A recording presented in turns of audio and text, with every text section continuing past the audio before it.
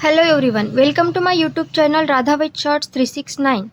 तो 30 या 50 की उम्र में ट्विन फ्लेम मिलना, डिवाइन टाइमिंग या लेट लेसन, देर से मिली सीख।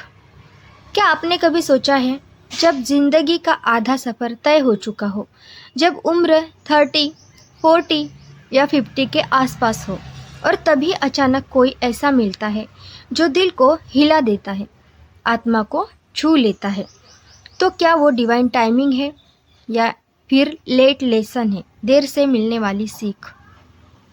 आज हम इस गहरे सवाल को शांति से समझेंगे, ठीक है? तो सबसे पहले समझते हैं कि क्या सच में देर हो चुकी होती है। सबसे पहले ये समझ लीजिए, आत्मा यानी सोल की कोई उम्र नहीं होती। शरीर 30, 50 का हो सकता है, लेकिन आत्मा टाइमलेस होती है, समय से परे।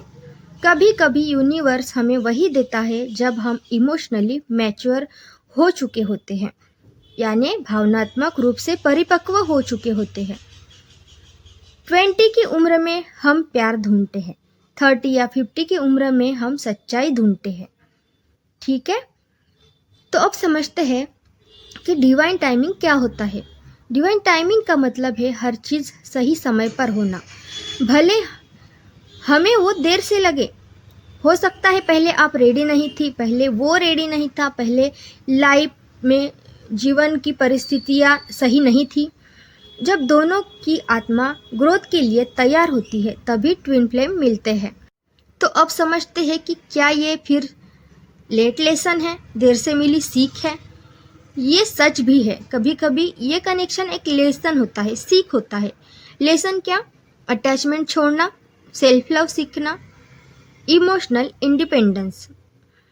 मिड लाइफ में आया ट्विन फ्लेम अक्सर हमें हमारी कमजोरियां दिखाता है। वो हमें सिखाता है कि प्यार का मतलब पकड़ना नहीं, बल्कि समझना है। 30 या 50 की उम्र में कनेक्शन इतना गहरा क्यों होता है? क्योंकि इस उम्र तक आपने दर्द देखा होता है, आपने धोखा देखा होता है, आपने अकेलापन महसूस किया होता है।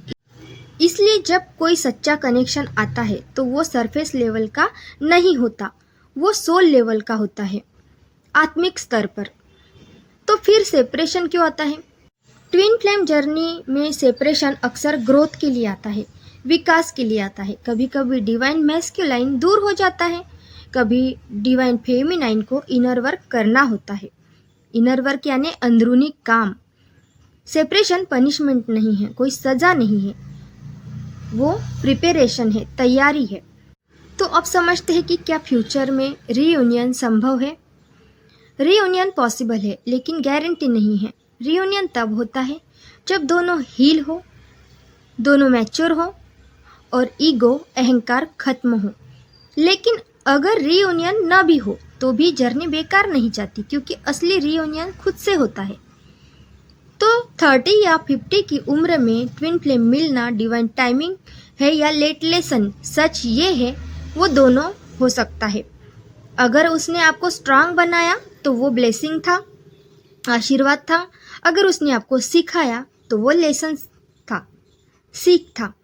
लेकिन एक बात तय है, वो आपकी ज़िंदगी में यूं ही नहीं आया। वो आपको जगाने आया था, आपको बदलने आया था, आपको आपके असली रूप तक पहुंचाने आया था।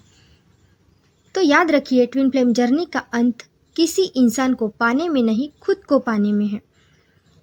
अगर इस कनेक्शन ने आपको बदल दिया, आपको मजबूत बनाया, आपको खुद से मिलाया, तो उसका उद्देश्य पूरा हो गया।